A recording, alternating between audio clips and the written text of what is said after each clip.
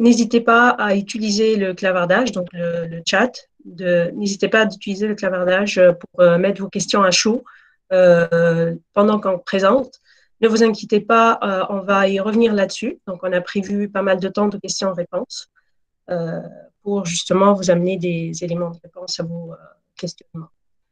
Donc, comme je disais, ce webinaire il a été conçu en réponse justement à la situation sanitaire actuelle, donc pour vous accompagner, pour assurer la continuité pédagogique de vos enseignements en ligne, donc, qui s'intègre dans un cycle de 5 webinaires, donc, à savoir donc, les 2 premiers webinaires qui ont déjà eu lieu ce lundi et mardi. On est rendu au 3e webinaire aujourd'hui, donc gérer ses activités d'apprentissage sur Moodle. Il reste encore 2 autres webinaires à diffuser, donc, comme tous les jours à 10 heures. Donc, un rendez-vous demain pour un webinaire sur interagir avec ses étudiants et les suivre, et un autre prévu pour vendredi, qui vous montrera, en fait, ou vous aidera pour préparer et animer vos séances synchrones en ligne.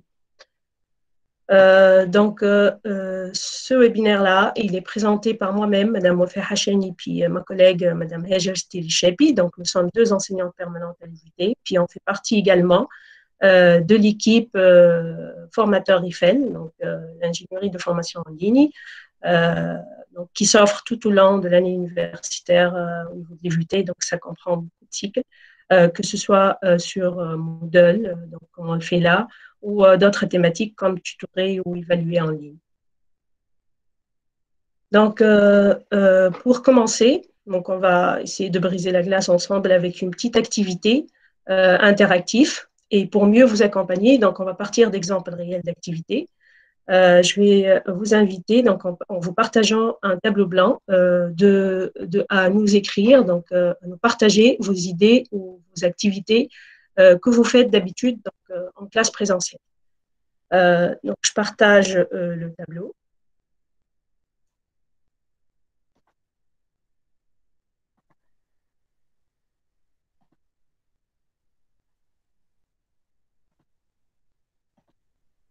Donc, normalement, vous devez recevoir sur le chat, donc quand je le montre ici, le lien du tableau blanc qui a été partagé.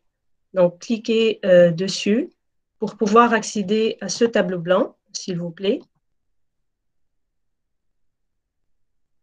Donc, ce tableau blanc, ce que je suis en train de montrer là, donc ça va nous permettre en fait de collaborer tous ensemble pour pouvoir écrire donc nos idées justement d'activités qu'on fait d'habitude en classe présentielle. Donc, je vais remettre le lien ici au cas où vous n'arrivez pas à y accéder si vous êtes en dehors du domaine UVT. Donc, voilà le lien dans le clavardage. Donc, essayez le second lien si vous n'arrivez pas à y accéder par le premier. Alors, le lien il vous a été partagé dans le chat, je répète. Donc, cliquez dessus, vous allez arriver sur ce tableau blanc. Donc, pour pouvoir écrire, donc on va utiliser tous ensemble en fait l'outil là qui s'appelle PenseBête. Donc, il suffit de cliquer dessus, puis de mettre nos idées d'activité, genre par exemple s'exercer. Donc, on va voir. Pardon Oui. Oui. Toujours, on nous demande l'accès, demande d'accès. Le lien n'est pas accessible. Même avec le second lien, alors on a partagé deux liens. Essayez avec le deuxième lien. Ça devrait passer sans vous demander des codes d'accès. Je vous ai remis un autre lien, donc utilisez le dernier, essayez de voir encore une fois. Normalement, l'accès d'écriture, il est donné à tous sans domaine. Oui. Peut-être que les paramètres de partage, c'est réservé aux usagers de la G Suite UVT. Non, c'est bon. Il est ouvert à tout le monde. Je les vois rentrer là, donc on est à 19. Très bien, parfait.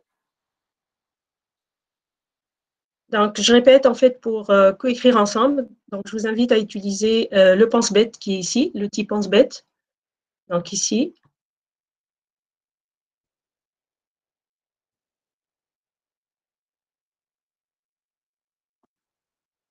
Donc, allez-y, donnez-nous des exemples de vos activités en fait classiques en classe. Donc, que ce soit pour faire exercer les étudiants, pour les tester à chaud, pour voir s'ils ont bien intégré ou non. Donc, quand vous donnez vos prestations.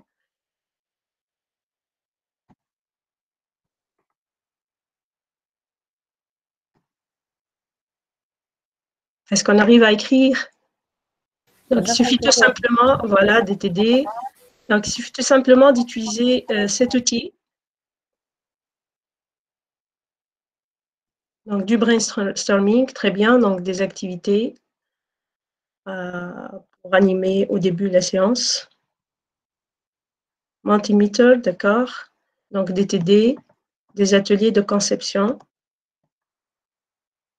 Très bien. Donc, on a aussi des activités d'évaluation. Donc, briser la classe, brainstorm. Donc, tout ça, on peut le placer comme activité donc, collaborative au début. Des exercices, des QCM avec l'auto-évaluation. Donc, c'est des activités justement pour s'auto-évaluer. Des exercices en ligne, donc comme Kahoot. C'est des activités individuelles aussi. Donc, le brainstorm, on l'a évoqué. Des activités de rédaction, très bien. Donc, des rédactions. Des synthèses. On peut amener des activités de rédaction, de synthèse, que ce soit aussi de façon individuelle ou de façon collective. Donc, les TD, les exercices, c'est des activités aussi donc, individuelles généralement. Donc, des exercices d'expérimentation sur matériel. Donc, ça va en fait avec les TP. C'est des activités qu'on peut transposer. Il y en a des activités qui s'apprêtent en fait à être transposées facilement en ligne. Si on a du matériel accessible en ligne, comme les simulateurs ou autres, ou qu'on peut en fait outiller partiellement par Moodle pour donner des consignes et puis simuler la chose en fait autrement avec d'autres outils. Donc, très bien, on voit toute une panoplie en fait d'activités. Donc, ce qu'on va faire maintenant, donc, on va essayer de capitaliser ça, donc, pour mettre un peu les choses dans l'ordre. Donc, on voit qu'il y a plein d'activités, en fait, qu'on peut les présenter sous 4 catégories. Donc, des activités individuelles, comme les séries d'exercices, les TD que vous avez évoquées, ou par exemple des recherches sur des thématiques particulières, des recherches libres, des résumés, des synthèses, qu'un étudiant donc, doit nous remettre de façon individuelle. On distingue aussi des activités collaboratives, donc surtout au début de la séance ou après, une fois pour débattre un sujet ou autre au milieu d'une séance donc classique présentielle. Donc, comme les activités de brainstorm, les débats, les projets aussi, donc des activités qui s'apprêtent plus au niveau pratique. Des activités aussi collaboratives, donc qui aident les étudiants en fait à justement collaborer ensemble, co-écrire, co-construire. On distingue aussi les activités donc pratiques que vous avez évoquées également, comme les TP sur machine ou sur du matériel lourd. Donc, ici, on a principalement donc, les TP sur machine personnelle, surtout avec des logiciels accessibles en ligne. Et donc, quand on dit accessible, c'est accessible aux étudiants, bien sûr, afin qu'ils puissent le faire de façon autonome en ligne ou guidée. Mais par contre, pour les TP, par exemple, sur du matériel lourd spécifique ou dédié à des spécialités pointues, donc ça s'apprête moins à être transposé justement ou géré en ligne via une plateforme donc asynchrone comme Moodle ou par exemple des plateformes synchrones. Donc, comme on le fait là à distance en même temps avec le Meet.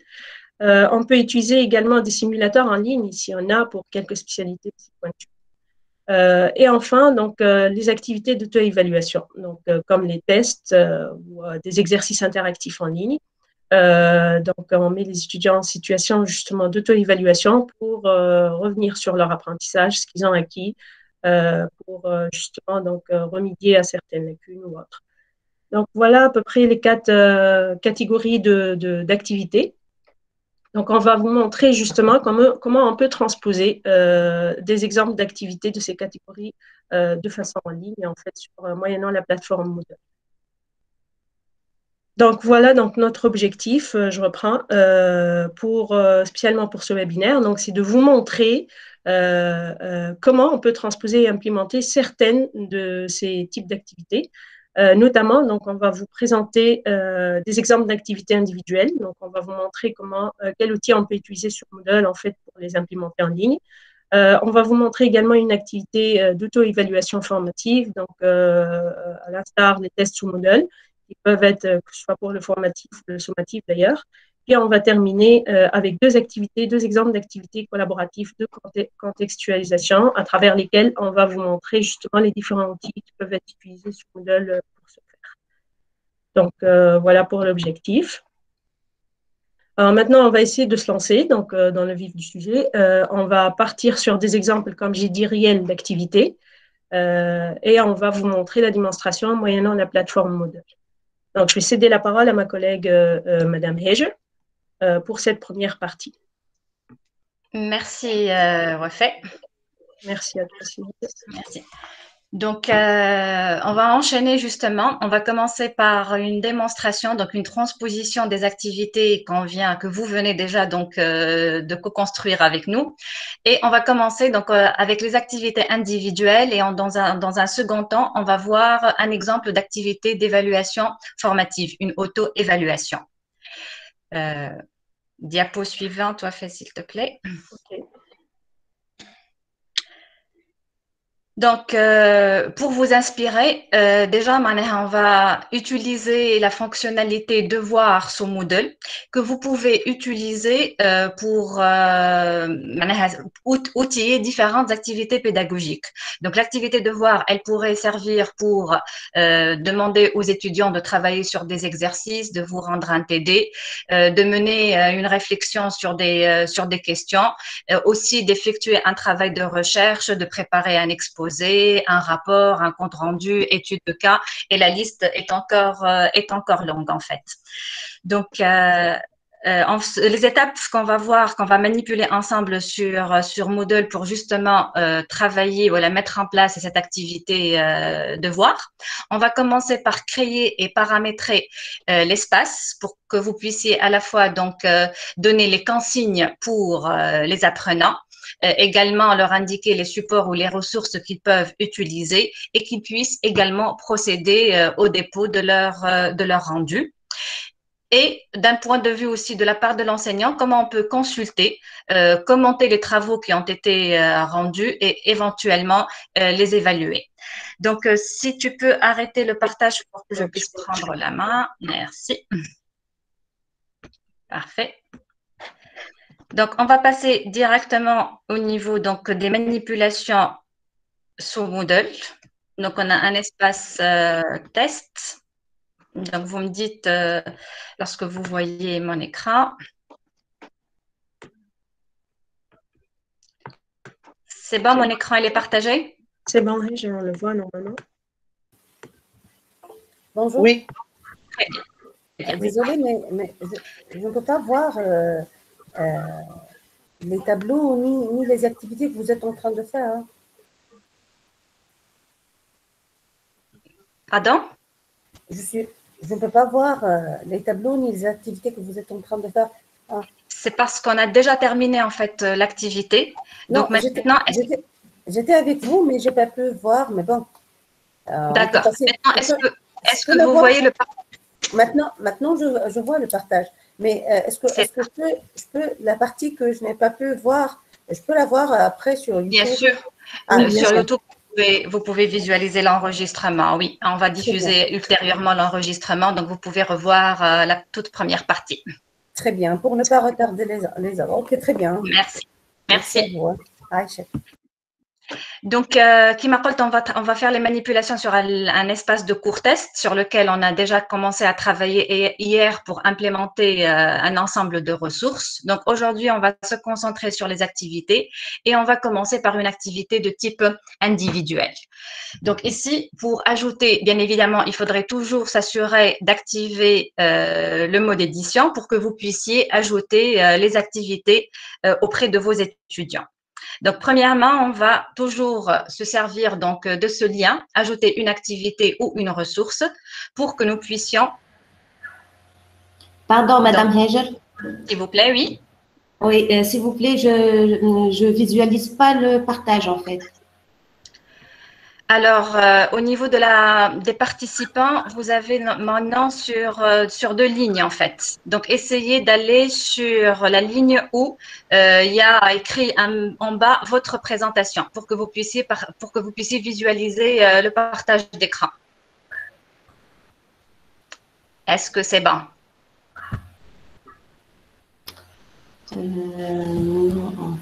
Vous êtes sur la liste des participants? Vous avez ici participants? Oui, oui, je suis dans la liste des participants. Très bien. Donc, vous voyez les noms des participants. Normalement, vous voyez mon Hajj sur deux lignes, n'est-ce pas?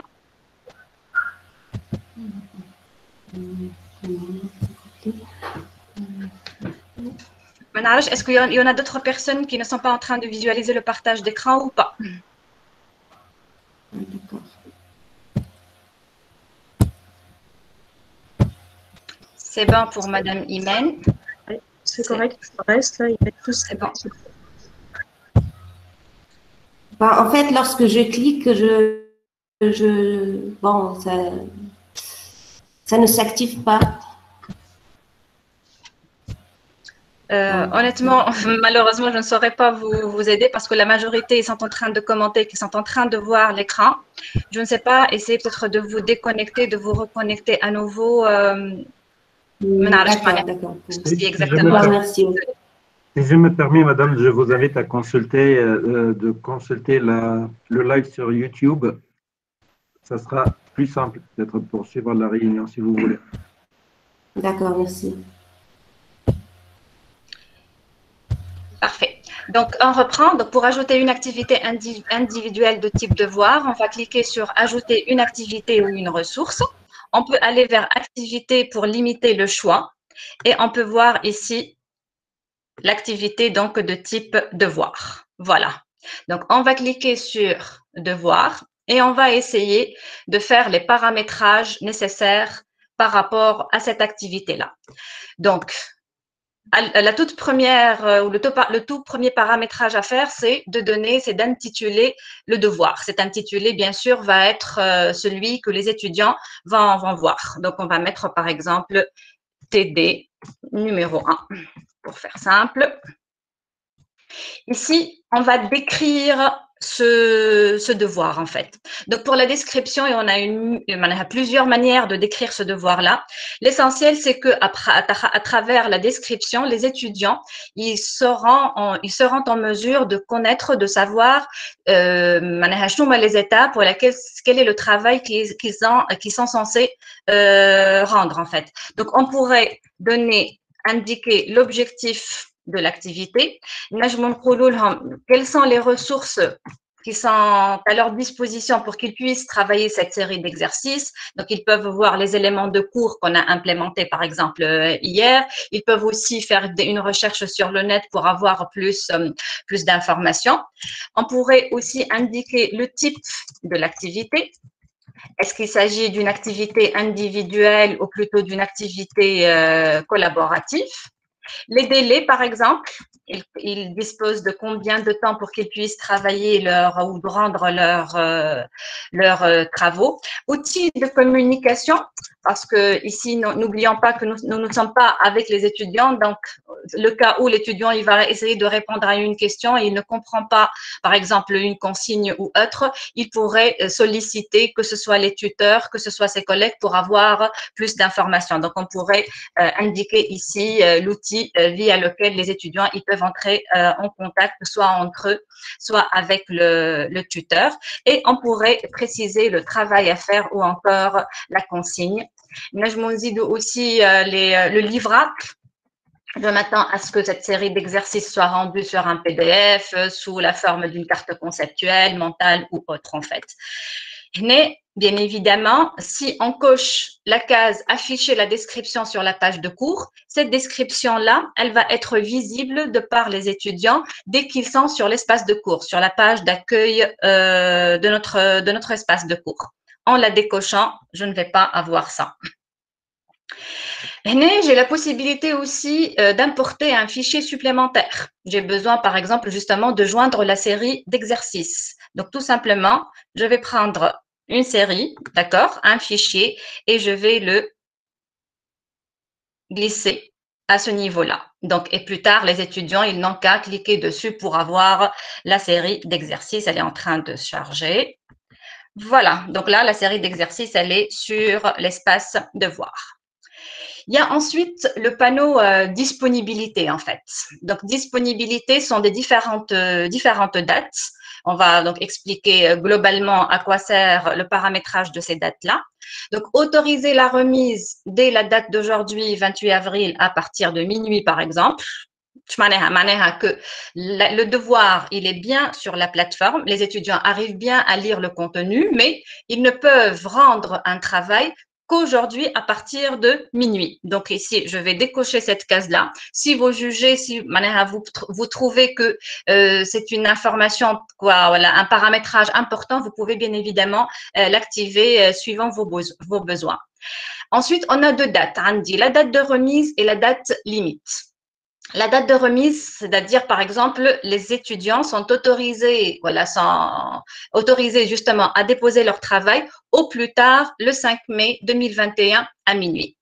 Au-delà de cette date-là, le 6 mai par exemple, ils seront toujours autorisés à déposer le travail, mais pour moi, en tant qu'enseignante, j'aurai la mention que le travail il est remis en retard 2 heures, 3 heures, un jour, etc. Donc, notez bien que la date de remise ne va pas bloquer le dépôt, mais juste indiquer une mention que le travail a été remis en retard. Par rapport à la date limite ici, si vous avez besoin de bloquer, au-delà du 1er mai, voilà, du 30 avril, aucun travail ne pourrait être déposé. Donc, l'étudiant n'aura plus la possibilité de déposer son travail. Donc, ici, c'est vraiment au besoin, je paramètre, j'identifie, je définis la date qui me convient. Par rapport au type de remise, la plateforme Moodle me donne la main pour autoriser deux types, soit un texte en ligne, j'autorise l'étudiant à même taper son texte en ligne, soit une remise de fichier. Ici, plus haut, au niveau de la description, on a demandé un fichier, par exemple, un livrable sous format PDF. Donc, ici, je pourrais uniquement autoriser la remise de fichiers. Donc, je peux mettre les deux, je peux choisir l'un des deux. D'accord? Donc, je vais prendre, par exemple, la remise de fichiers. J'ai la possibilité ici de préciser quel est le nombre maximum de fichiers à remettre. J'ai besoin que la réponse soit faite sur un seul fichier, donc je précise le nombre de fichiers, la taille maximale des fichiers remis et je peux même ici choisir le fichier qui va être déposé. D'accord? Donc, si je vais mettre ici, par exemple, le PDF, si l'étudiant va déposer un autre format, il aura donc un avertissement comme quoi ce n'est pas le bon fichier, il faudrait sélectionner le bon. Les types de feedback. Donc, c'est les feedbacks qui vont être donnés par l'enseignant aux travaux qui ont été rendus. Ici, vous voyez qu'il y en a plusieurs possibilités de feedback. Feedback par commentaire. Donc, je vais commenter un petit peu le travail qui a été remis par l'étudiant. Et l'étudiant, il peut être notifié pour lire ces commentaires-là. Je pourrais également joindre un fichier de feedback. Donc, je vais préparer les feedbacks sur un fichier et je vais essayer de les joindre pour l'étudiant. La possibilité de commenter en ligne ou pas. Donc, c'est suivant aussi le besoin de chaque enseignant. Donc, ici, on ne va pas prendre en fait tous les paramétrages, mais les paramétrages les plus importants. Et bien sûr, vous aurez le temps nécessaire pour explorer la plateforme. Et nous sommes à votre disposition si vous avez besoin de quoi que ce soit. Donc, ici, la notification, justement, c'est d'informer d'une part les évaluateurs que les travaux ont été remis de la part des étudiants, mais également pour notifier les étudiants, Jim a une notification comme quoi son travail a été évalué. C'est aussi au choix si je veux les notifier ou pas. Par rapport à la note, donc j'ai la possibilité de noter soit en utilisant un barème, soit en utilisant des points. J'ai aussi la possibilité de changer la note que je peux accorder.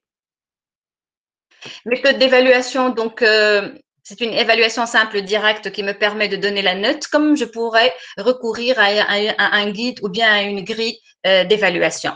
Ici, par exemple, il y a le paramétrage de la note qui permettra à l'étudiant de passer, c'est-à-dire de dire qu'il a réussi cette évaluation ou plutôt de dire qu'il a acquis les compétences qui sont assignées à cette activité. Donc, je vais mettre 10. Donc, au-delà de 10 et plus, c'est que j'estime que l'étudiant, il a bien acquis les compétences.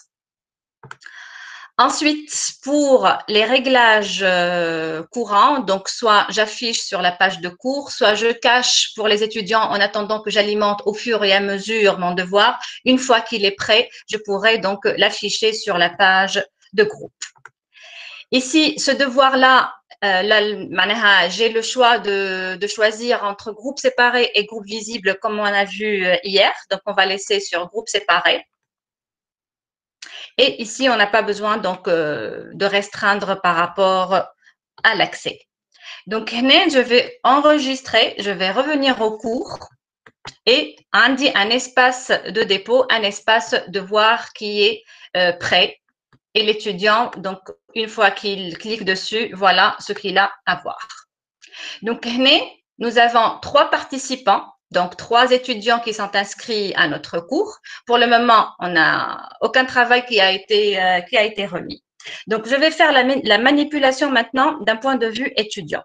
Donc, je vais partager avec vous la manipulation en tant qu'étudiante. D'accord? Donc, c'est le profil étudiant. Donc, en tant qu'étudiant, j'ai la possibilité de voir le TD. D'accord? Donc, je vais cliquer dessus. Et ici, donc, il me dit que je n'ai pas encore remis de travail. Donc, il suffit tout simplement de cliquer ici, ajouter un travail. Et je peux donc ajouter le travail. Je vais par exemple ajouter cette fiche-là. Une fois que j'ai fait mon travail. Et ici, il me dit, voilà, il m'avertit que ce n'est pas la bonne version du fichier. Donc, je choisis un fichier PDF puisqu'on a demandé que ça soit un PDF. Une fois que ça se télécharge, je vais procéder à l'enregistrement. Voilà, c'est enregistré. Donc, en tant qu'étudiant, ici, il me dit que j'ai remis mon travail pour évaluation et qu'il n'est pas encore évalué. D'accord?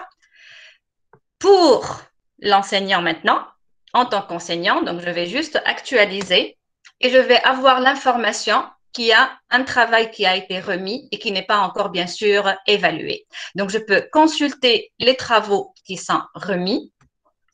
Et ici, donc selon les étudiants qui sont inscrits au cours et j'ai cette étudiante qui a remis son travail pour évaluation. Donc, je peux cliquer sur notes et je pourrais procéder à l'évaluation. Donc, je pourrais donner la note et je pourrais donner mes feedbacks. D'accord? Si je coche notifier les étudiants, donc une fois que j'accorde la note, l'étudiante aura une notification comme quoi son travail a été évalué. Dans le cas contraire, l'évaluation ne va pas être notifiée pour les étudiants. Je choisis en fait de terminer l'évaluation pour tous les étudiants avant de les notifier. Donc, grosso modo, ce sont les manipulations à faire par rapport à un devoir, d'accord? Les principales manipulations pour la création d'un devoir. Je souhaitais peut-être s'attarder un peu sur la même interface là où tu étais pour leur montrer le fichier qui a été déposé par l'étudiant. Tu as montré comment mettre un commentaire, mais pour accéder justement au travail qui a été remis. D'accord, ok. Donc, je reprends. Ok, donc je reprends. De la part de l'enseignant, en fait, c'est bien ça? Oui, oui, la manipulation de l'enseignant. Très bien, d'accord. Le commentaire et la correction. Voilà. Ok, donc ici, au niveau de l'espace TD, donc si, après que les étudiants aient remis leurs travaux, donc ici, j'ai consulter tous les travaux remis. Donc, en cliquant sur consulter tous les travaux remis, j'aurai une interface, un résumé, une synthèse, durant laquelle, au cours de laquelle, en fait, j'ai l'ensemble des étudiants, ceux qui n'ont pas encore remis de travail et ceux qui ont déjà remis leurs travaux. Donc, je vais cliquer ici sur Notes. Lorsque je vais cliquer sur Notes, cette interface-là va me permettre de télécharger le travail qui a été déposé par l'étudiant. Donc, je pourrais lire le travail qui a été rendu. Je pourrais donner des commentaires. D'accord? Donc, je dis que le travail, il est bien, il nécessite d'être revu sur certains volets, etc. Et je vais accorder la note. Donc, voilà. Une fois, je choisis de notifier ou de ne pas notifier les étudiants. C'est au choix. Mais juste, sachez que si je coche la case notifier les étudiants, c'est qu'il y aura, l'étudiant recevra une notification comme quoi le travail du TD numéro 1 a été évalué, il a obtenu une note et il pourrait par la suite, bien sûr, voir les commentaires qui lui ont été accordés. Donc, j'enregistre ou bien j'enregistre et j'affiche la suite pour passer à l'étudiant suivant, pour passer au travail suivant, et ainsi de suite. Je ne sais pas si c'est clair, s'il y a des questions. Non, on n'a pas de questions encore. Parfait, très bien. OK. Donc, juste, je reprends.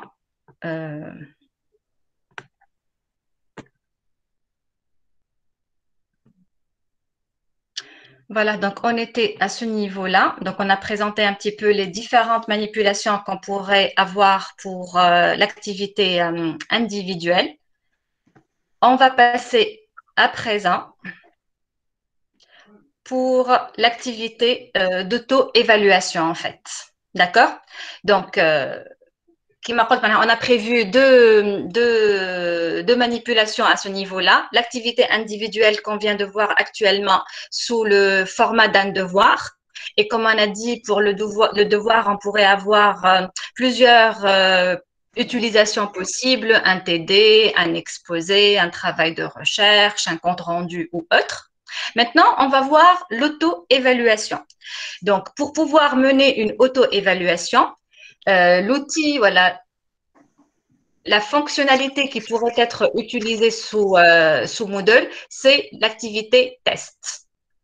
Notez que le test, il pourrait avoir en fait, il pourrait couvrir différentes utilisations pédagogiques, soit dans un cadre d'une évaluation formative pour suivre les apprentissages des étudiants, pour voir ce qu'ils ont acquis comme objectif, et également comme étant une évaluation sommative qui pourrait bien sûr être évaluée.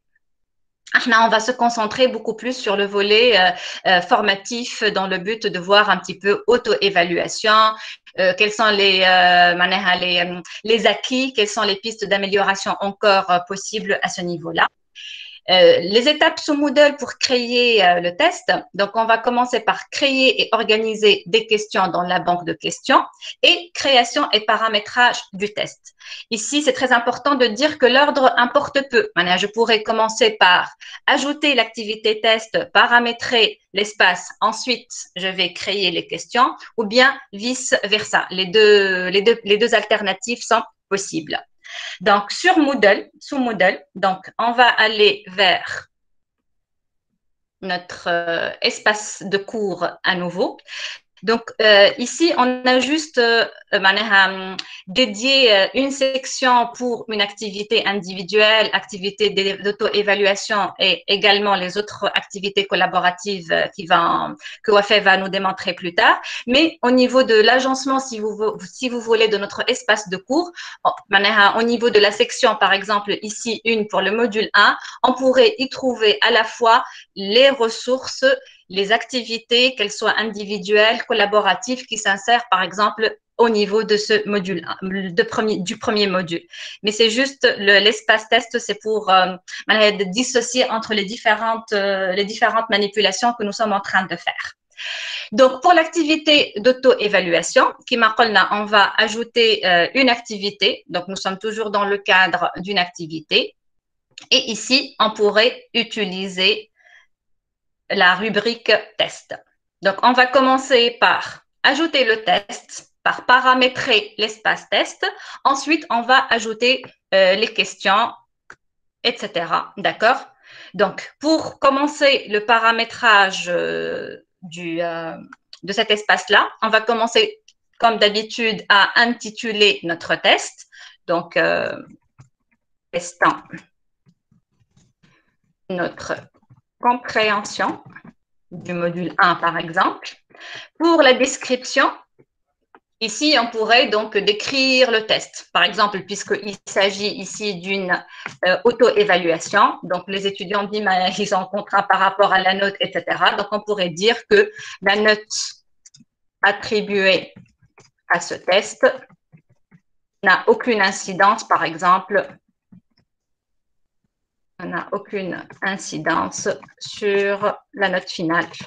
D'accord? C'est juste pour les rassurer et pour dire que c'est juste à titre d'auto-évaluation, c'est pour vous, ça pourrait vous aider en fait à faire le point, le bilan par rapport à votre compréhension des différentes données ou des différents concepts du cours. Comme on pourrait aussi indiquer toutes les informations que nous jugeons utiles à faire à transmettre pour les étudiants. Comme d'habitude, on peut soit choisir d'afficher ou de ne pas afficher la description sur la page de cours. Maintenant, on va l'afficher. Ici, par rapport au panneau temps. Donc, ce test, on va l'ouvrir, par exemple, si je choisis d'ouvrir le test à partir d'aujourd'hui, puisque l'objectif, c'est une auto-évaluation. Donc, je peux laisser quelques jours pour qu'il puisse travailler le test. Donc, disons le 1er mai jusqu'à 18h, par exemple, ou 22h ou autre. D'accord? Au cours de cette période-là, l'étudiant, il pourrait à tout moment, au cours de cette plage horaire qui s'étale sur 2-3 jours, il pourrait à tout moment travailler ce test-là. On pourrait aussi, si je voudrais ajouter un temps pour le test. C'est vrai qu'il dispose de 2 ou 3 jours, mais il dispose uniquement, par exemple, de 30 minutes ou de 60 minutes pour travailler le test. S'il s'agit, par exemple, d'un test dans un but sommatif, ce test, il va servir comme une note de contrôle continu, un DS ou autre. Bien sûr, la date, ça s'ouvre le 28 avril, ça se termine le 28 avril et je pourrais laisser le laps de temps de 30 minutes ou bien une plage horaire d'1 heure, par exemple, où l'étudiant, il pourrait se connecter à tout moment, mais il disposera uniquement de 30 minutes pour faire son travail. Ici, lorsque le temps imparti échoue, donc on arrive à la fin des 30 minutes, donc j'ai différentes possibilités afin que la tentative de l'étudiant soit enregistrée. Généralement, on pourrait accorder un laps de temps supplémentaire pour envoyer le test. Et je peux ici préciser, par exemple, en termes de minutes, il disposera d'1 minute pour pouvoir envoyer le test. On note que durant ce temps supplémentaire, au-delà des 30 minutes, aucune manipulation ne pourrait être faite au niveau des questions, mais c'est plutôt par rapport à la manipulation qui lui permet de soumettre son travail, d'envoyer son travail. Par rapport à la note, donc, la note pour passer, donc je pourrais ajouter une note pour passer suivant le barème que je vais indiquer. D'accord? J'estime qu'il faudrait qu'il dispose de 15, par exemple, pour dire qu'il a vraiment acquis les compétences que je vise au niveau de cette première partie du cours et le nombre de tentatives autorisées. Bien évidemment, si c'est un test sommatif, je pourrais autoriser une seule tentative ou bien plusieurs tentatives avec une moyenne au niveau des notes, avec la note la plus importante, puisqu'il s'agit maintenant d'une auto-évaluation, donc on va la garder sur illimité, d'accord? Et on pourrait ici choisir la notation qui nous importe. Donc, par rapport, mise en page, oui. Donc, par rapport aux questions, donc je peux choisir que toutes les questions vont s'afficher sur une même page et je peux choisir d'afficher 2 ou 3 questions, une question par page. Ici, généralement, de ma part, je choisis d'afficher toutes les questions sur une seule page. C'est pour éviter le temps de chargement d'une page à une autre, etc. pour que les 30 minutes soient réellement dédiées au travail. Le comportement des questions, je peux mélanger les questions. À chaque étudiant, 2 étudiants qui vont faire le test, ils n'auront pas le même passage des questions. Donc, chacun aura un ordre différent. Les options de relecture, qui malade, tout dépendra de la nature du test. Si le test est sommatif, donc je ne peux pas donner la main à l'étudiant de voir le feedback par rapport à la question. Donc, généralement, on va lui donner la possibilité, après la fermeture du test, de voir probablement la note, d'accord? Mais si c'est une évaluation formatif, c'est pour aider l'étudiant justement à se positionner par rapport à ses apprentissages. On pourrait donner des feedbacks pour dire est-ce que c'est le bon choix. Je pourrais aussi donner des éléments supplémentaires pour appuyer sa réponse ou autre.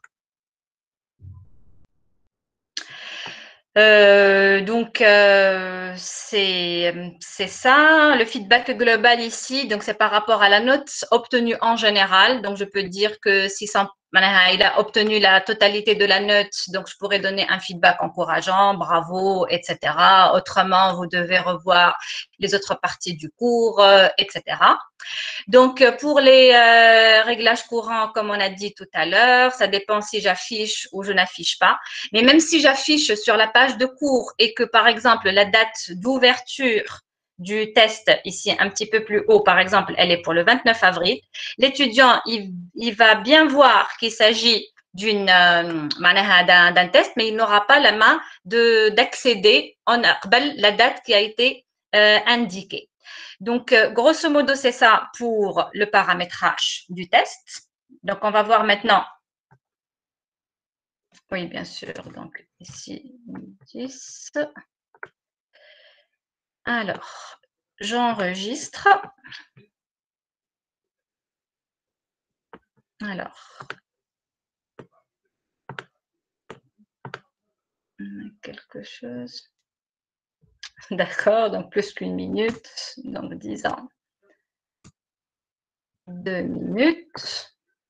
D'habitude, je le mets sous forme de secondes, en fait. Voilà. Donc ici, vous voyez que le test d'auto-évaluation, il est là. On a choisi d'afficher la description sur la page de cours. Si on va cliquer dessus, donc on va voir que maintenant le test, donc ce test ne sera pas disponible avant le vendredi 30 avril, donc je ne peux pas y accéder. Et ici, donc on a un résumé du test, mais on n'a pas encore de questions ajoutées au test. Donc, soit on va modifier le test en y ajoutant au fur et à mesure les questions li hashnaber. Donc, on a cliqué sur modifier le test et nous avons la possibilité ici de mélanger les questions, mais les questions sont où? Je pourrais les ajouter à ce niveau-là. Vous voyez ici que nous avons 3 possibilités d'ajouter des questions. Soit d'ajouter une question, de la créer tawa, soit de trier au niveau de la banque de questions. Donc, ça suppose que je dispose déjà d'un ensemble de questions qui sont créées et qui sont stockées au niveau de la plateforme.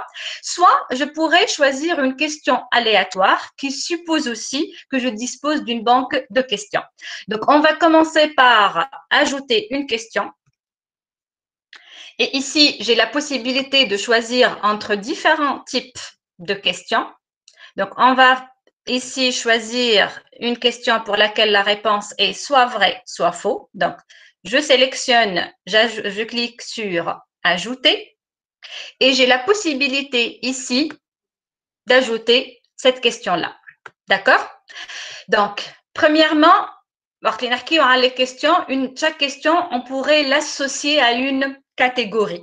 D'accord? Donc, on va voir tout de suite après c'est quoi la notion de catégorie. Donc, par exemple, je vais ici choisir, donc j'ai au niveau de l'espace, la catégorie chapitre 1. Sous la catégorie chapitre 1, j'ai l'objectif 1, par exemple. Je choisis que cette question-là, elle se rapporte au premier chapitre pour son premier objectif. J'expliquerai plus tard pourquoi cette logique, en fait. Pour le nom de la question, je vais numéroter. Je vais dire qu'il s'agit donc du chapitre 1, du premier objectif, et il s'agit de la première question, par exemple. Je vais ici mettre la question. Donc, pour faire simple, je vais copier-coller. D'accord? Donc, le texte de la question, je dois créer le test avant la création des questions. Est-ce que c'est vrai ou est-ce que c'est faux? Donc, la note par défaut, cette question, elle est notée sur 1. D'accord? Ici, la réponse correcte. Est-ce que c'est faux ou est-ce que c'est vrai? Donc, la réponse correcte, c'est faux, dans la mesure où, je pourrais choisir de créer le test avant de créer la question, ou encore, je peux créer la question avant de créer le test. Donc, la réponse correcte, elle est, c'est faux. Donc, feedback pour la réponse vraie. Si la réponse, elle est vraie, je vais dire que non, ce n'est pas la bonne réponse. On pourrait dire que je pourrais créer l'un ou l'autre. Feedback pour la réponse faux, oui, la bonne réponse. D'accord. Voilà. Mais si j'ai choisi donc des tentatives multiples, je pourrais faire des pénalités. À la fin, il aura la note pas totale s'il a fait une erreur à certaines réponses. Voilà. Ici, qu'est-ce que vous remarquez? Donc, nous avons une question qui est ajoutée au niveau de mon espace test. Donc, quel argent le test m'tari? D'accord? Donc, ici, à ce niveau-là, de retour au niveau de la rubrique test, lorsque je vais cliquer sur testant notre compréhension, on va voir que le test, il est alimenté et je pourrais prévisualiser le test. Donc, je pourrais voir le contenu du test. Bien sûr, en tant qu'enseignant, en tant qu'étudiant, je n'ai pas la main puisque le temps n'est pas encore, le test n'est pas encore disponible. Bien, je vais vous démontrer maintenant la deuxième option, comment on pourrait ajouter des questions indépendamment du test. Donc, ici, à notre droite, au niveau du bloc administration, on a la ligne banque de questions. Donc, bloc administration, l'avant-dernière ligne, banque de questions. Au niveau de la banque de questions, j'ai des catégories, et j'ai la possibilité d'importer et d'exporter les questions. D'accord? Donc, je vais commencer par les catégories. Donc, une catégorie, la catégorie, par exemple, chapitre 1, et sous cette première catégorie, l'objectif numéro 1. Et l'objectif numéro 1, il contient déjà une question. L'objectif, en fait, de ces catégories, c'est d'assigner quelle question à une catégorie. Plus tard, lorsque je vais préparer le test, par exemple, la question le flaniya, elle est relative le chapitre 1, elle est relative le chapitre 2. Ça me permettra de voir, voilà, de faire le lien entre chaque question et la catégorie correspondante. Donc, pour ajouter une catégorie, je vais ici ajouter une catégorie. Je vais choisir le nom de cette catégorie, chapitre 3 par exemple. Bien sûr, chacun il pourrait procéder à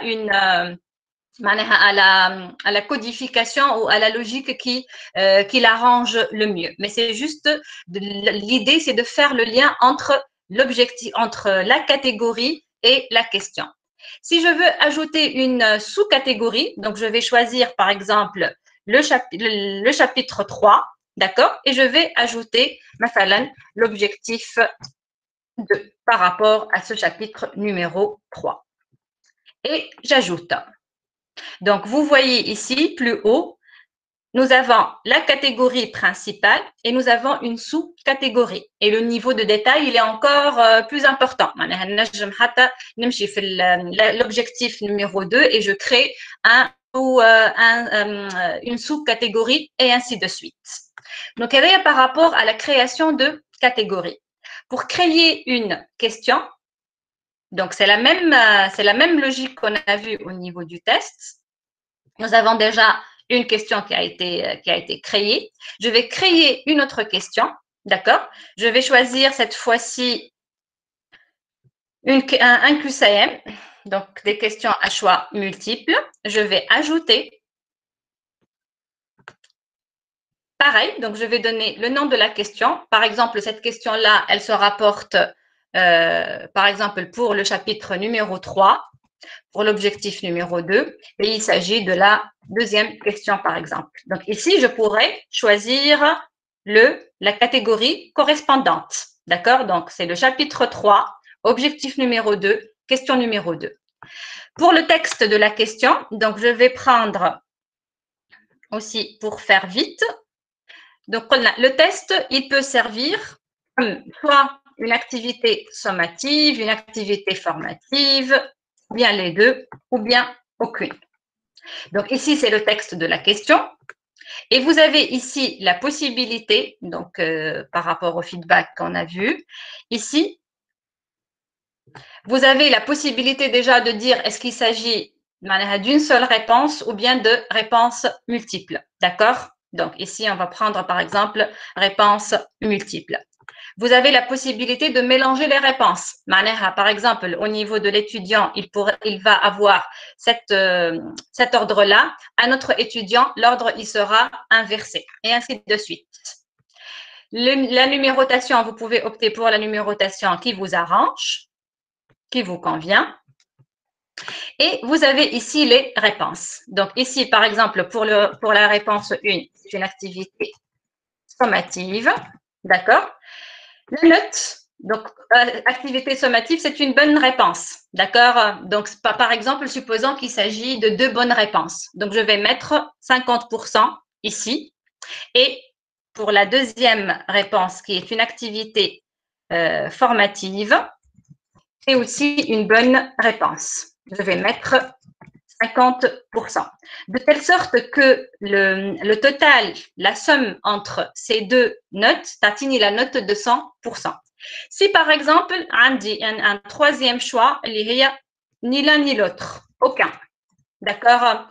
Je pourrais choisir de sanctionner l'étudiant ou de ne pas le sanctionner. Donc, si je vais mettre aucun, que l'étudiant il a choisi par exemple les trois réponses, voilà l'oula ou senia, d'accord? Ici, c'est l'exemple, mais c'est juste pour vous donner l'exemple. C'est-à-dire qu'aucune incidence ne sera remarquée au niveau de la note.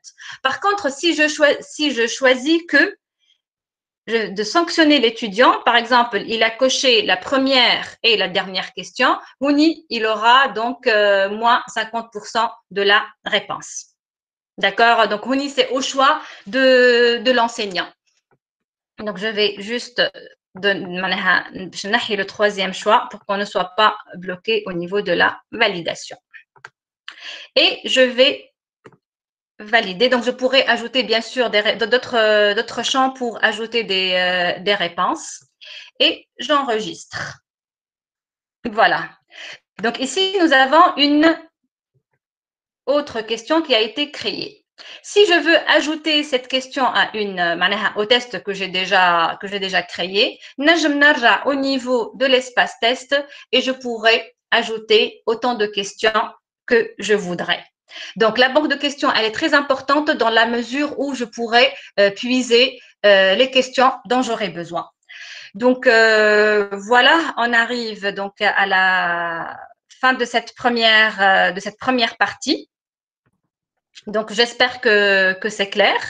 Je vais donc donner la parole à Wafé. Donc, je vais arrêter le partage d'écran pour donner la main à Wafé pour qu'elle l'enchaîne.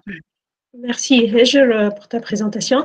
Donc, avant peut-être d'enchaîner, on a deux petites questions dans le clavardage. Une question sur l'activité devoir. Donc, la personne se pose la question, comment s'assurer justement que c'est la personne même qui a déposé son travail, de l'identité de l'étudiant. Donc, si je peux répondre, en fait, l'accès au devoir ou à l'espace de cours même, donc, est sécurisé, c'est à travers, en fait, les comptes des étudiants même. Donc, si l'étudiant n'est pas inscrit sur le cours, il ne peut pas y accéder. Et s'il accède, donc, c'est lui le maître, en fait, de ses coordonnées d'accès au fond. Donc, le fait qu'il a déposé un travail, on ne peut pas vraiment vérifier est-ce que c'est lui ou non, dans le sens où si jamais il a passé ses coordonnées à une autre personne, donc il peut déposer à sa place. Mais sinon, donc, les dépôts, c'est nominatif. Donc, comme vous avez vu à travers l'interface tout à l'heure de remise des devoirs, donc il y a bien le nom de l'étudiant et c'est vraiment son travail qui a été déposé juste devant le nom. Donc, là, le lien entre le travail et le nom, il est bien assuré par la plateforme. Après, ce qui a été déposé, donc, que ce soit par l'étudiant ou une autre personne qui a en fait les coordonnées d'accès à l'espace travail de cet étudiant, qui a accès à ces coordonnées, donc elle peut toujours déposer. Donc, je ne sais pas si ça répond à votre question. Vous pouvez à la limite prendre la parole si vous voulez vous interroger encore.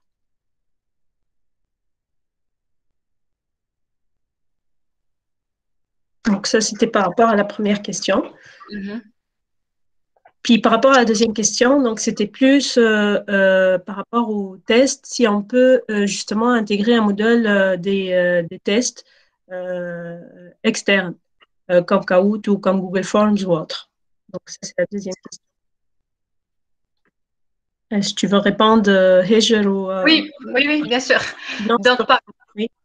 Oui, donc par rapport au niveau de l'espace Moodle, en fait, pour les tests, on pourrait utiliser la fonctionnalité test. Il y a aussi la fonctionnalité leçon, à partir de laquelle je pourrais aussi faire le test.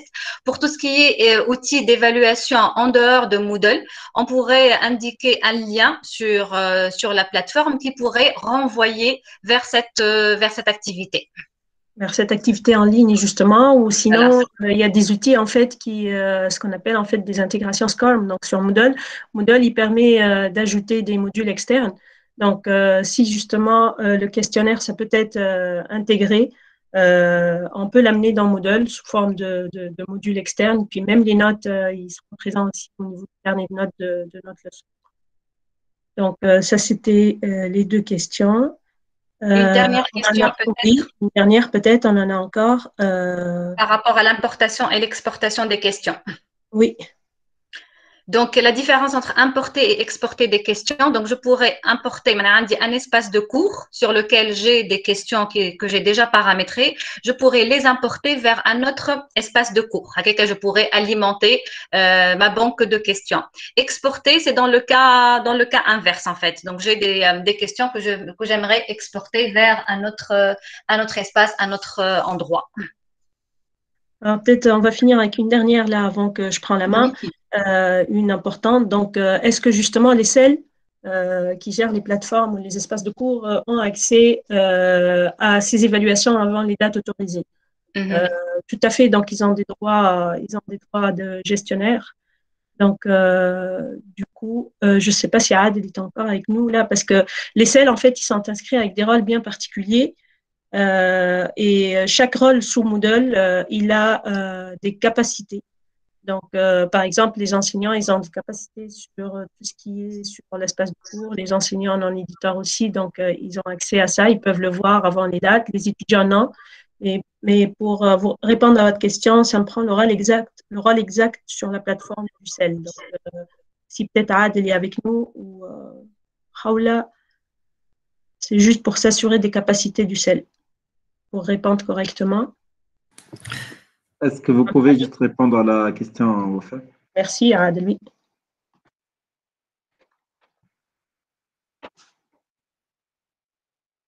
Oui, Adel. J'ai pas bien entendu la question. En fait. Est-ce que tu peux la répéter, s'il te plaît? Oui, bien sûr. Donc, la question, en fait, est-ce que les CEL, les correspondants donc, qui créent les espaces de cours, ont accès avant la date d'ouverture des tests au test même? C'est-à-dire, normalement, avant le lancement des tests, les CEL, ils ont le profil gestionnaire normalement sur la C'est ça. catégorie. Et par conséquent, ils peuvent consulter normalement les tests même avant le lancement, avant la date de démarrage des tests. Oui, ils peuvent Parfait, le faire. justement. Je voulais bien que tu me confirmes ceci, donc par rapport à leur rôle de gestionnaire. Donc, voilà les questions qu'on a eues là sur les deux premières activités, démonstration.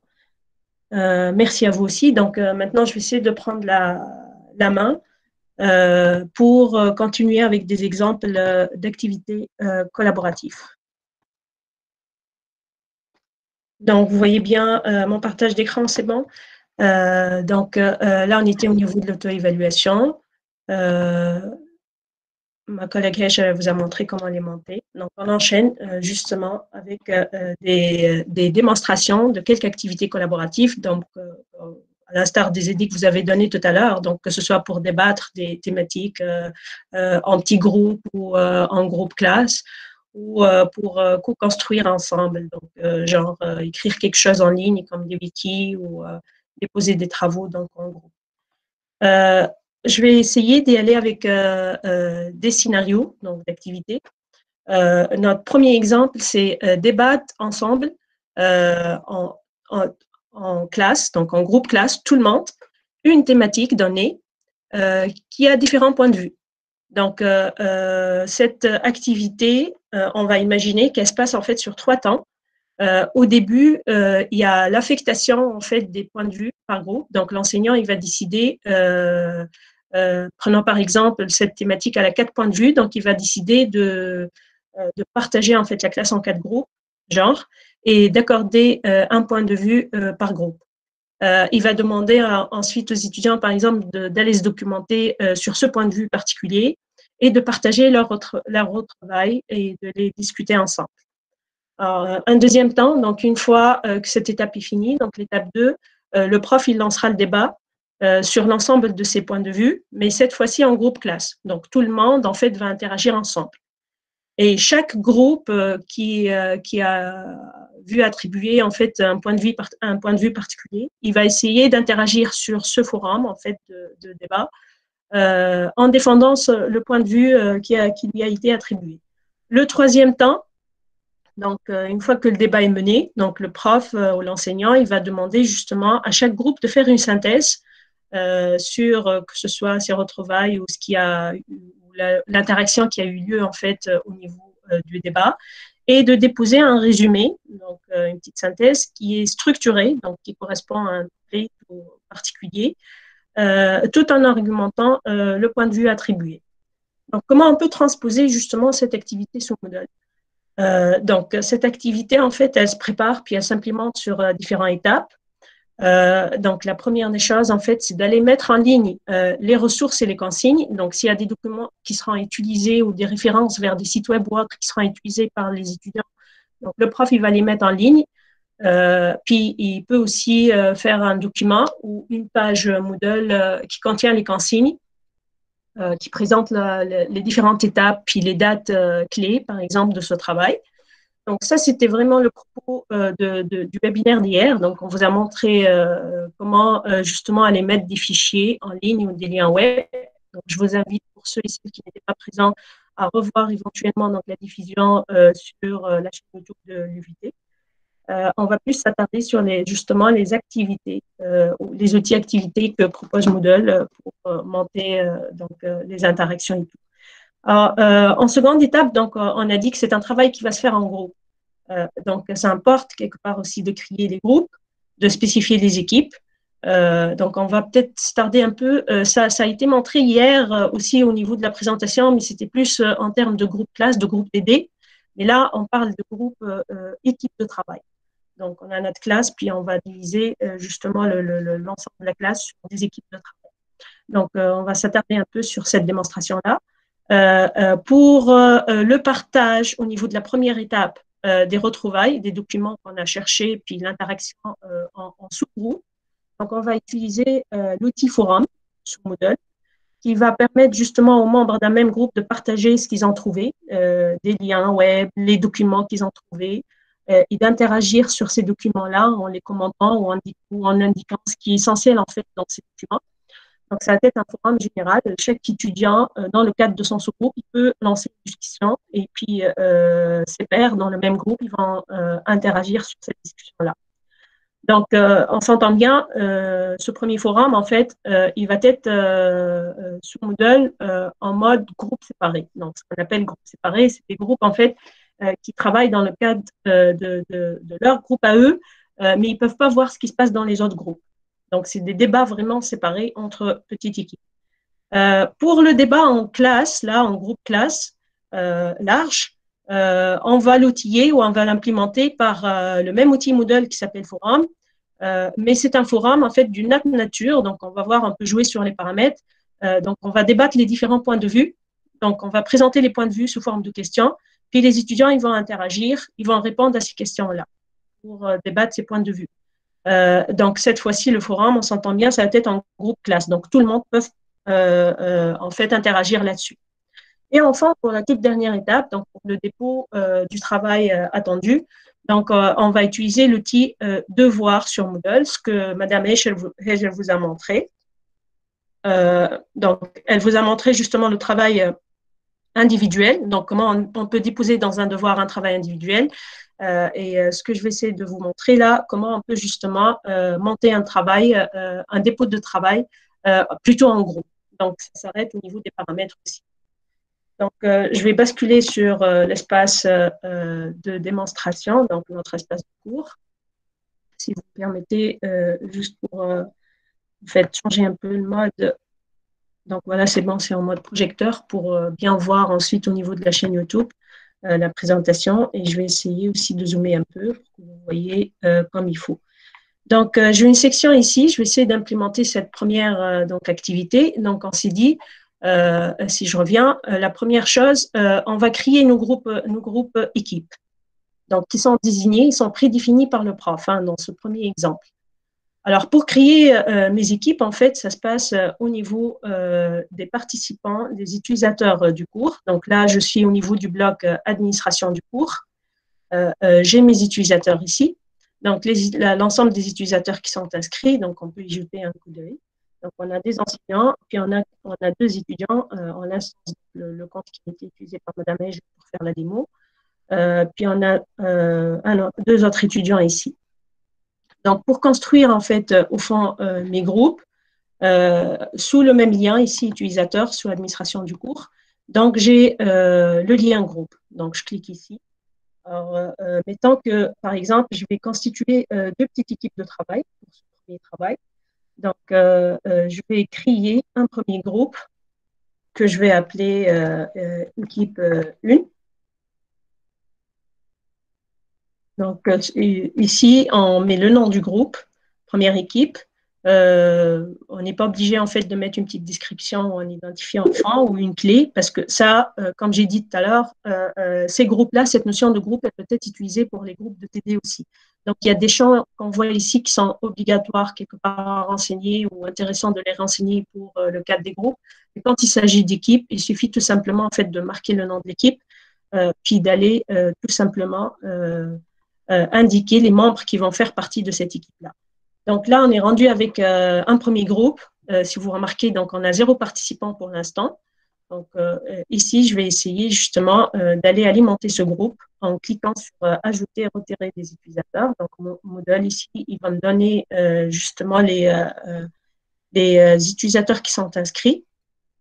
Donc vous voyez, là, je vais ajouter et retirer des utilisateurs à l'équipe 1. Donc je vais prendre l'étudiante, par exemple, Lège, qui va jouer le rôle après de simulation. Je vais revenir maintenant à mes groupes et je vais essayer de créer une deuxième équipe. Donc, le bouton « Créer un groupe » ici. Donc, je vais créer l'équipe 2, par exemple. Donc, voilà. J'enregistre. Donc, le nom, ça me suffit. L'équipe 2, je vais essayer de lui assigner aussi les étudiants. Par exemple, je vais prendre Brad. Voilà. Et j'ajoute. Donc, retour au groupe. Là, je me retrouve au fond avec 2 équipes. Donc là, j'ai ajouté juste un étudiant, mais parce que le cours, en fait, n'est pas très alimenté en termes d'étudiants, de participants en rôle étudiant. Mais donc, vous avez compris le principe. À chaque fois que je prends mon groupe, je fais ajouter, retirer les utilisateurs et je choisis les 3 ou 4, 5 membres de mon groupe. Donc, on s'est retrouvé avec 2 groupes. Alors maintenant, ce qu'on va faire, donc, quand on va créer l'activité de forum ou autre, on va dire que justement, le forum, il va être dédié à ces 2 équipes-là pour ce premier travail. Donc, je vais essayer d'englober ces 2 équipes pour les appeler, par exemple, projet 1. Donc, notre première activité exemple. Donc, je vais créer ce qu'on appelle un groupement. Donc, ça va envelopper mes 2 groupes. Et ce groupement, ça va me servir plus tard, en fait, pour dire que le forum, il est spécifique à ce groupement-là. Donc, il suffit de créer sur groupement. Donc, on est toujours dans la même interface. J'essaie de rappeler. On est parti sur utilisateur, groupe. On a commencé par créer nos groupes. Puis là, on va aller plus sur l'onglet groupement qui est juste à côté de groupe. Donc, dans mon groupement, je vais créer un groupement 1. Donc, je vais l'appeler, par exemple, ou débattre, équipe débat, par exemple. Donc, ça va regrouper mes équipes. Et il suffit tout simplement de noter le nom du groupement, donc pas d'identifiant. Je n'ai pas besoin de description non plus, mais à la limite, je peux la mettre pour moi-même, donc pour dire qu'il s'agit en fait du regroupement des équipes de travail de l'activité débat, par exemple. Je peux lui donner un nom. D'accord? Donc, c'est une petite description. Alors, enregistrer. Donc là, je me retrouve avec un premier groupement. Pour l'instant, donc, il ne contient pas de groupe. Donc, il n'y a pas de groupe ici, aucun. Pour aller ajouter des groupes, donc vraiment vers la fin, là, sur la même ligne, donc vous voyez, équipe débat. J'ai ici les petits signes, en fait, de petits bonhommes. Donc, il suffit que je clique dessus. Et là, je vais choisir mes équipes de travail. Voilà. Donc, mon groupement, il contient en fait l'équipe 1 et l'équipe 2, et ça sous-entend, ça contient aussi donc l'ensemble des étudiants qui ont été ajoutés à l'équipe 1 et l'équipe 2. Donc, voilà par rapport au groupe et groupement. Donc, ça va nous servir dans les activités. Donc, je vais revenir maintenant sur donc, le reste. Donc, on s'est dit, on va créer nos groupes. Donc, ça, c'est la première manipulation. Après, on va créer un forum. Donc, le premier forum, ça va être en fait pour une discussion générale, mais il est dédié pour des groupes séparés. Donc, je vais vous montrer comment le faire. Donc, ajouter une activité. Donc, on est bien dans les activités. Et là, on va prendre le forum. Donc, le forum, en fait, juste pour ouvrir une petite parenthèse, ça peut servir à plusieurs contextes, en fait, d'activité pour l'interaction. Donc, là, je vais mettre un forum débat entre équipes, par exemple. Voilà. Entre membres d'équipe. Donc, pour bien montrer qu'il s'agit justement d'une discussion à l'interne d'un groupe particulier ou d'une équipe. Donc, ça, c'est le nom du forum. Là, je peux mettre une petite description, genre, par exemple, partager vos trouvailles en créant une discussion et commenter les contributions des membres de votre groupe, par exemple. Voilà. Donc, une petite description qui va apparaître à l'étudiant pour savoir qu'est-ce qu'il a à faire, par exemple, dans ce forum-là. Alors là, ce qui est important, c'est le type du forum. Donc, ce forum, en fait, comme on a dit, il y a plusieurs types possibles. Donc, comme on voit, il y a une seule discussion. Donc, ça, c'est le prof qui pose une question, puis tout le monde interagisse là-dessus. Donc, c'est une seule discussion qui est lancée par le prof et les étudiants répondent. Ça, c'est des forums, en fait, c'est la même chose, mais c'est l'affichage, l'aspect affichage qui n'est pas pareil. C'est un forum standard où tout le monde peut lancer des discussions et tout le monde peut répondre aux discussions. Alors, ça, c'est le forum, en fait, à questions-réponses. Donc, c'est l'enseignant qui agit en mettant les questions, les différentes questions, puis les étudiants y répondent. Et les étudiants, ils ne peuvent pas lancer, en fait, des discussions ou des sujets de questions particulières. Ça, c'est un forum où chaque personne lance une discussion unique. Donc là, ça ressemble un peu au forum standard, mais c'est limité à une discussion par personne. Puis tout le monde peut interagir là-dessus. Donc nous, on est plus dans le cas où c'est un forum standard. Donc les étudiants, ils vont faire une recherche, puis ils vont partager leurs retrouvailles. Tout étudiant peut lancer une discussion, donc unique ou plusieurs. Donc on va plus choisir ce mode-là, d'accord ? donc un forum standard pour utilisation générale. Alors là, comme vous avez vu tout à l'heure pour les activités, donc ça a des dates de disponibilité. Donc, comme mon activité, elle va se dérouler sur plusieurs étapes, je peux justement aller mettre des limites en termes de date. Donc, c'est attendu, par exemple, pour d'ici 2 jours. La première étape, elle va aller jusqu'au 30, genre, pour limiter justement la participation ou l'interaction des étudiants pour la recherche. Donc, la date de remise est attendue pour le 30. La date limite, donc, comme expliqué mon collègue Régis tout à l'heure, donc au-delà de ça, on peut toujours remettre, mais donc ça va être en retard un peu. Donc, on a dépassé notre étape. Alors là, comme les étudiants, ils vont mettre leur retrouvailles, ils vont partager ce qu'ils ont trouvé quand ils se sont documentés. Donc là, je vais permettre justement la mise de documents en annexe. Donc là, c'est par rapport aux tailles, par exemple, des fichiers qu'ils ont trouvés, des documents qu'ils ont téléchargés ou autres. Le nombre d'annexes, donc il se peut qu'ils en trouvent plus qu'un document intéressant. Donc, je peux aller, par exemple, jusqu'à 3 ou 4 annexes. Donc, je peux leur demander de mettre juste ceux en fait, qui jugent assez importants par rapport à ce point de vue. Donc, ça, c'est le nombre des annexes qu'ils peuvent mettre quand ils partagent une discussion dans le forum. Alors, pour l'inscription et le suivi, ça, c'est le mode d'abonnement. Si, par exemple, j'oblige à ce que tout le monde s'abonne à ce forum, à savoir les membres qui vont faire partie des équipes, ils vont voir, en fait, des notifications à chaque fois que certaines de leurs pairs partagent. Ça va tomber sur leur boîte email. Donc, je préfère, moi, mettre un abonnement facultatif parce que sinon, on sera bombardé, en fait, d'emails sur nos boîtes personnelles. Pour le suivi des messages, pareil. Alors après, en fait, ce qui importe aussi dans ce premier forum, il n'est pas évalué, donc on va pas faire d'évaluation derrière. Mais ce qui nous importe le plus, c'est au niveau du réglage courant. Donc, on s'est dit que ce premier forum, il va être vraiment par groupe. Les différentes équipes, ils vont interagir dans leur forum spécifique, ils ne vont pas voir ce qui se passe dans les autres forums. Donc, pour la disponibilité, il va être affiché sur la page du cours. Et pour le mode de groupe, donc, il va être vraiment en mode groupe séparé ici. D'accord? Donc, il faut bien faire attention à ce paramétrage-là. Alors, c'est spécifique à qui? Justement, c'est spécifique à mes équipes de débat. Donc, vous voyez l'utilité du groupement que j'ai fait là, ça va ramener toutes les équipes. Donc, voilà par rapport au réglage courant. Donc, je vais enregistrer et afficher. Et là, vous allez voir donc, un premier forum qui a été créé. De type forum standard général. Tout le monde peut participer à l'ensemble des discussions. Et puis, c'est dédié ici, comme vous voyez, à un groupement qui s'appelle équipe débat. Donc, voilà pour cette deuxième manipulation, donc le forum, partage, interaction générale en groupe séparé. Et pour notre deuxième étape, c'est vraiment le forum de débat pour tout le monde. Donc là, je vais revenir à l'espace. Donc, ça va être un forum aussi. Donc, je ne vais pas m'attarder sur l'ensemble des paramètres cette fois-ci. Donc, débattre en classe. Voilà.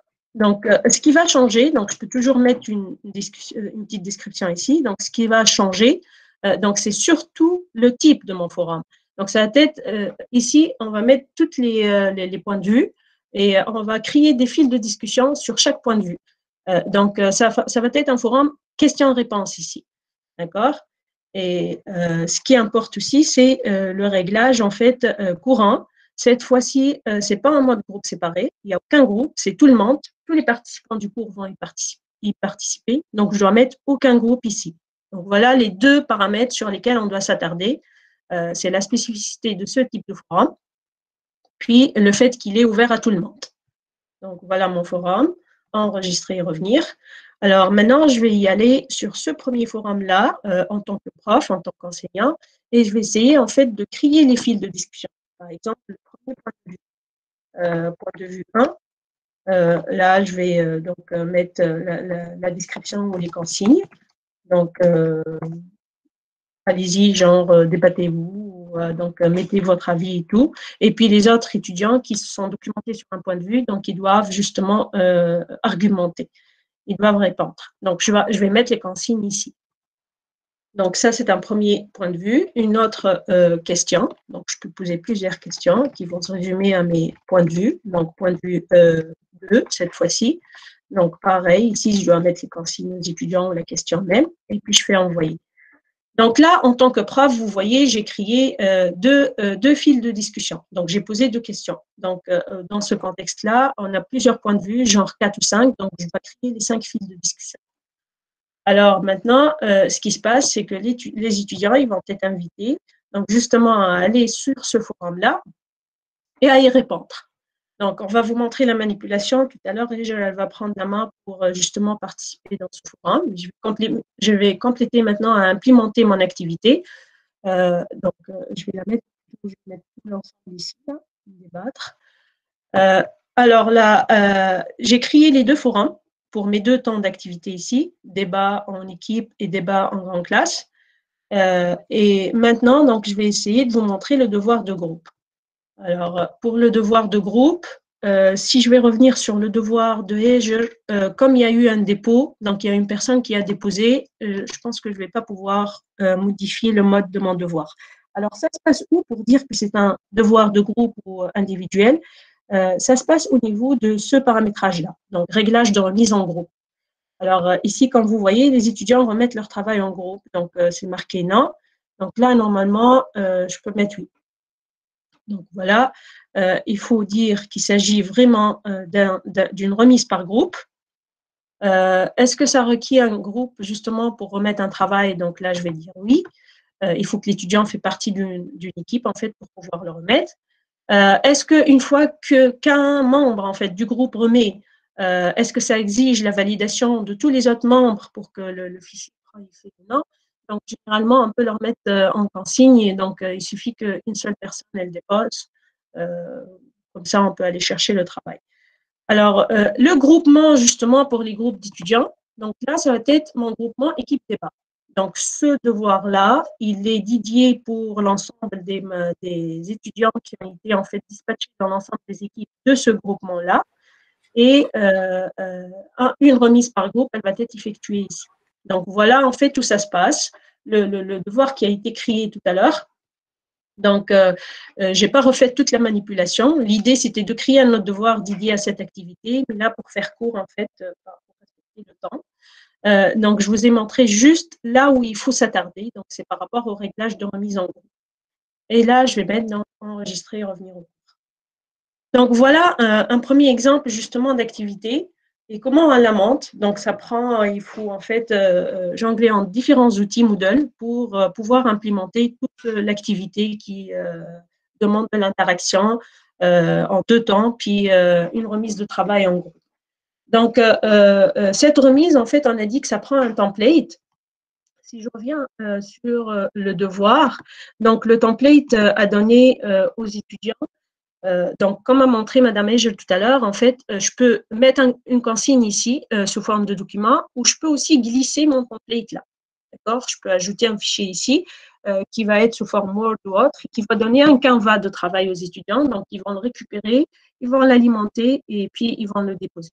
Donc, c'est au niveau des fichiers supplémentaires dans les paramètres du devoir. Donc, voilà pour cette première activité.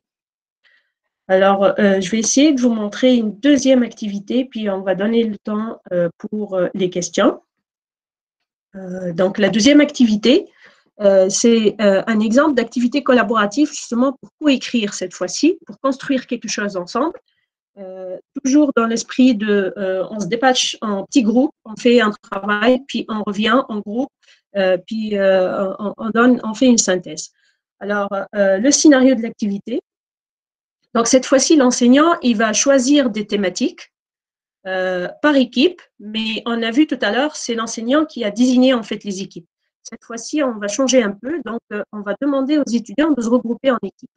Alors, l'idée, en fait, c'est d'aller justement les faire voter sur des thématiques particulières, un projet qui porte sur plusieurs thématiques.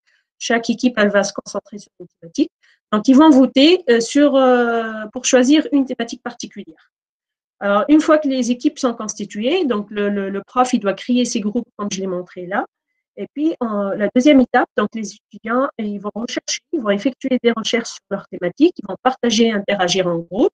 Donc ça reprend un peu ce qu'on a fait aussi tout à l'heure. On doit créer des forums de partage interaction de type général, donc un échange général. Chacun peut créer des discussions et mettre son travail. Et les membres de son équipe, ils peuvent intervenir en fait pour commenter ou quoi que ce soit. Et en groupe séparé. Donc ça, c'est la deuxième étape. La troisième étape de notre activité, c'est de coécrire en ligne cette fois-ci. On ne va pas faire un document et le déposer dans un espace de travail, mais on va co-construire quelque chose en ligne directement sur la plateforme. Le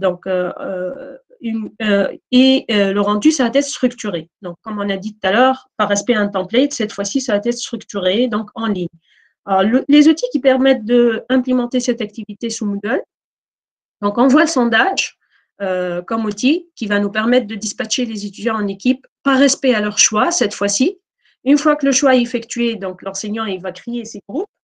Après, le forum, il va être utilisé pour le débat dans le contexte des petites équipes. Et enfin,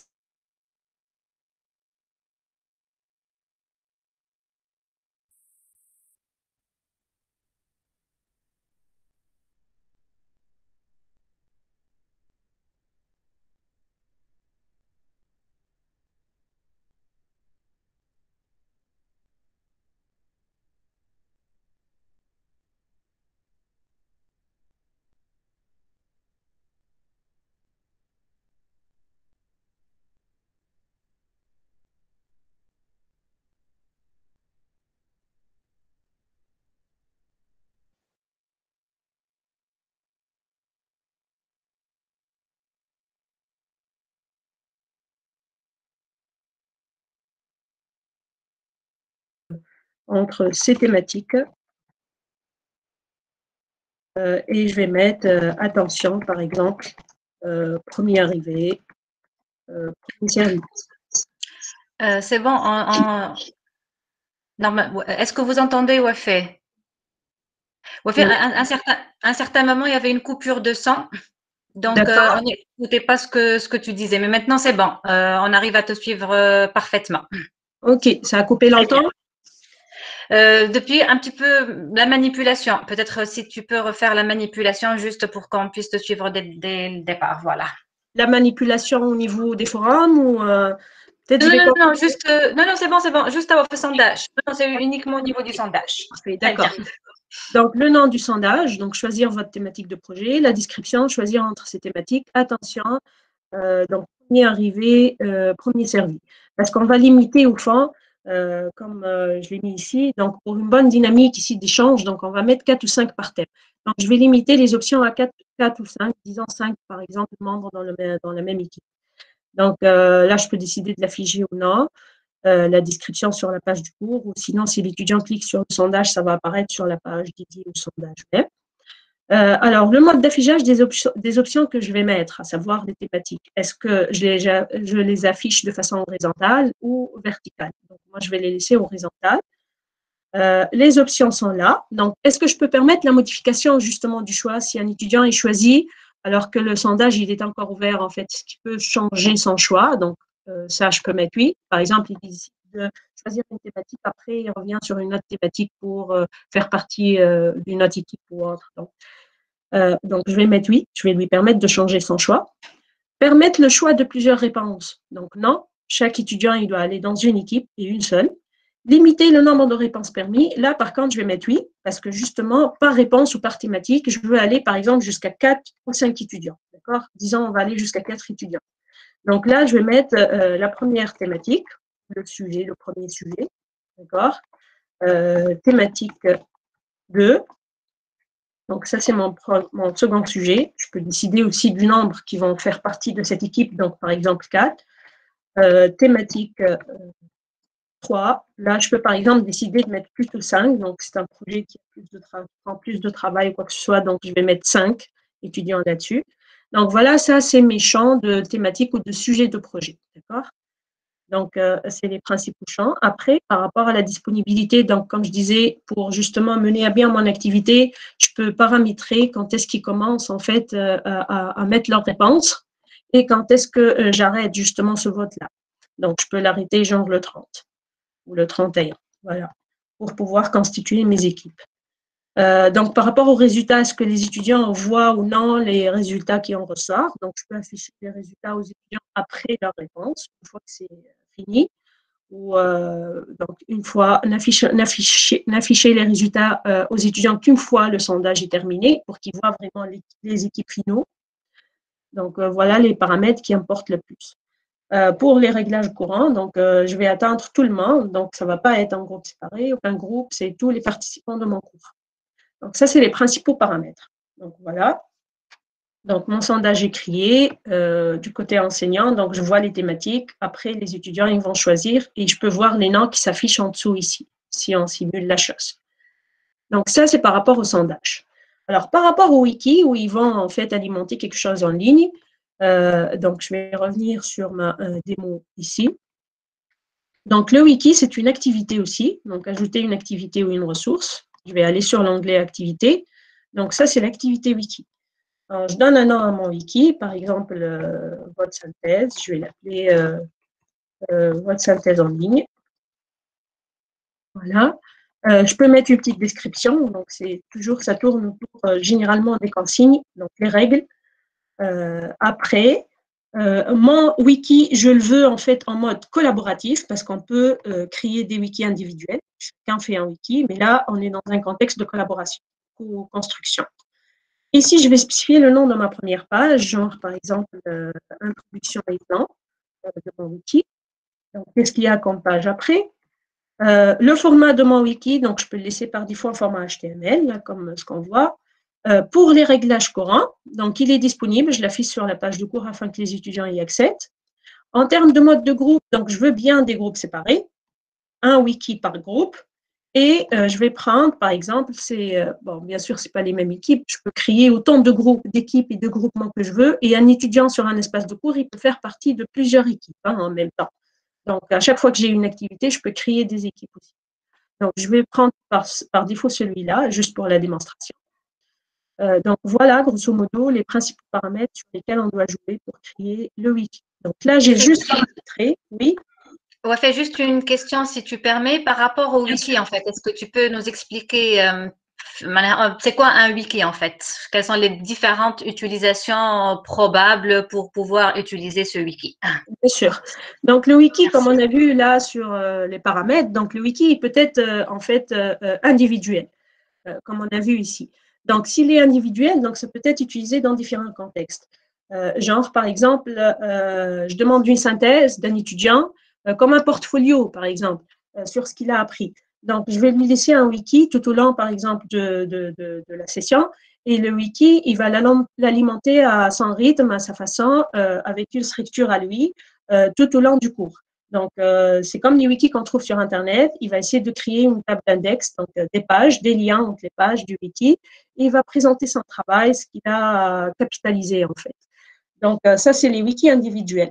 Comme je peux aussi pousser les étudiants, par exemple, faire des recherches sur des thématiques particulières et chacun, il me rend son travail aussi de façon individuelle, mais au lieu de déposer ça dans un devoir, ça va être dans un wiki. D'accord?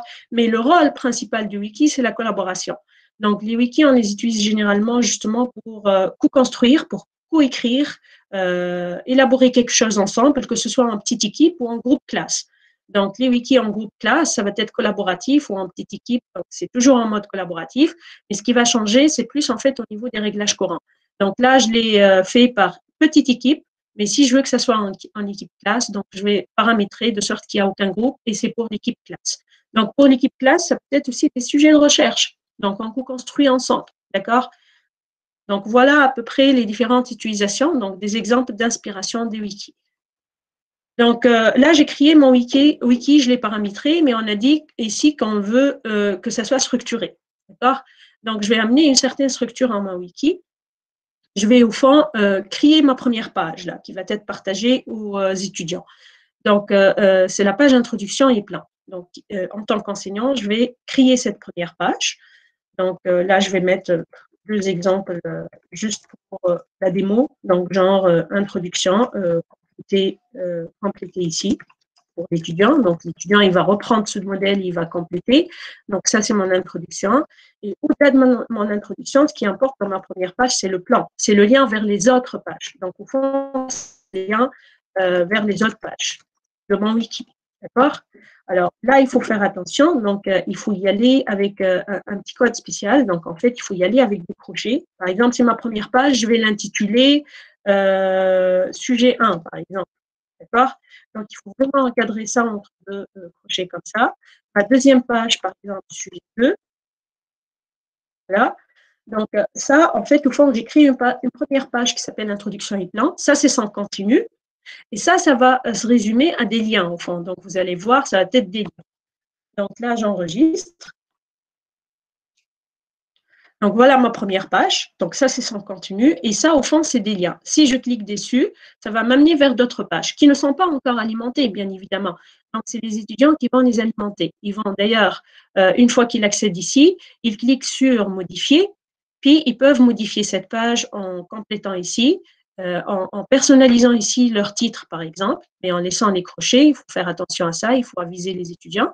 Et une fois qu'ils ont fini avec cette page, en fait, un étudiant, il peut aller justement crier sur un des liens ici, par exemple sujet 1, et il peut crier, il peut commencer par créer ces pages-là. Donc, c'est vrai que c'est un peu délicat. Donc, de mes expériences, une fois que les étudiants, en fait, apprennent à faire ça, après, c'est le fun pour eux. Donc, il faut insister sur vraiment, lors de la création d'un lien, il faut toujours y aller avec deux crochets. Donc, et il y a une manipulation obligatoire aussi au début, c'est la création de la page qui va être utilisée. Donc, voilà pour cet exemple d'inspiration, ce deuxième exemple d'inspiration d'activité, comment on peut le monter justement en combinant aussi différents outils. Donc, voilà ce que j'avais à vous présenter. On va passer donc, aux questions. Si vous restez encore un peu avec nous, là, on a dépassé un peu le temps. Alors, est-ce qu'il y a des questions? Non, donc tu as répondu à la question qui a été posée. Donc, c'est bon. OK. Donc, je ne sais pas, on vous donne la parole. Là, juste Voilà. pour clôturer, si vous avez encore quelques petites questions sur tout ce qu'on a vu.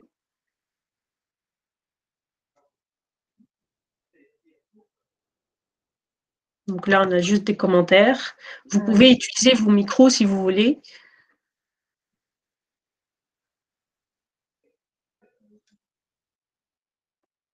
Donc, juste pour conclure, si vous n'avez pas de questions, donc voilà, on a essayé de vous alimenter par plusieurs exemples ou activités. Puis, juste pour une dernière diapo, donc pour conclure, ici, on vous a montré par exemple des recherches thématiques, que ce soit individuelles ou en mode d'interaction interactive. Donc, quels sont les outils que vous pouvez utiliser avec Moodle? On va vous laisser ça un peu d'afficher ici. Est-ce qu'il y a d'autres questions, Angèle, qui sont entrées ou c'est correct? C'est bon.